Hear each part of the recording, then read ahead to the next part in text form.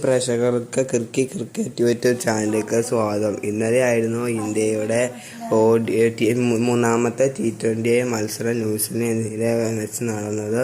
അത് ഗൗഹത്തിയിലായിരുന്നു നടന്ന കളി. ഇന്ത്യ 10 ഓവർ ബാക്കിയിരിക്കെ ജയിച്ചു 8 വിക്കറ്റിന്.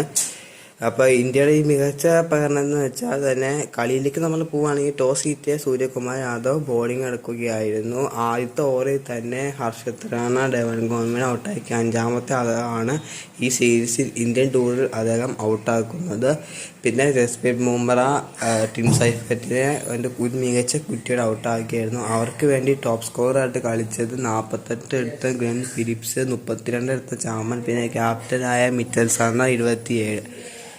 ഇന്ത്യക്ക് വേണ്ടി ബോളിംഗ് പ്രകടനത്തിലേക്ക് നോക്കുകയാണെങ്കിൽ ജസ്പ്രീത് ബുംറയാണ്. അദ്ദേഹത്തിന് 4 വിക്കറ്റ് 4 ഓവറിൽ 17 റണ്ണും 3 വിക്കറ്റുമാണ്. അതുകൊണ്ട് തന്നെ അദ്ദേഹമാണ് പ്ലെയർ ഓഫ് ദി മാച്ച് പുരസ്കാരം നേടിയിരിക്കുന്നത്. അദ്ദേഹത്തിൻ്റെ 17 റണ്ണും 3 വിക്കറ്റിലും അദ്ദേഹമാണ് പ്ലെയർ ഓഫ് ദി മാച്ച് പുരസ്കാരം നേടിയിരിക്കുന്നത്. ഇനി ഇന്ത്യയുടെ ബാറ്റിങ്ങിലേക്ക് നോക്കുകയാണെങ്കിൽ തന്നെ സഞ്ജു സാംസൺ അദ്ദേഹം ആദ്യത്തെ ബോളിൽ തന്നെ കുറ്റിയെടുത്ത് പറഞ്ഞു പോവുകയാണ് ചെയ്തിരുന്നത്. പിന്നെ വന്ന ഇഷാൻ കിഷാൻ ആ ഓവറിൽ തന്നെ 2 കൂറ്റൻ 6ഉം 1 4ഉം അടക്കം 16 റൺ അടിച്ചു. പിന്നെ അഭിഷേകും ഇഷാൻ കിഷാനുകളെ കൂടി നല്ല ഒരു അടിയായിരുന്നു. പിന്നെ 53 തന്നെ അടുത്ത വിക്കറ്റ് പോയി. പിന്നെ വന്ന സൂര്യകുമാർ യാദവ്, ക്യാപ്റ്റനായ സൂര്യകുമാർ യാദവും അഭിഷേക് ശർമ്മയും കൂടി കളി ന്യൂസിലൻഡിൽ നിന്ന് പറിച്ചെടുക്കുകയായിരുന്നു. ഇരുവരും തമ്മിൽ 100 റൺ പാർട്ണർഷിപ്പ്. അങ്ങനെ 10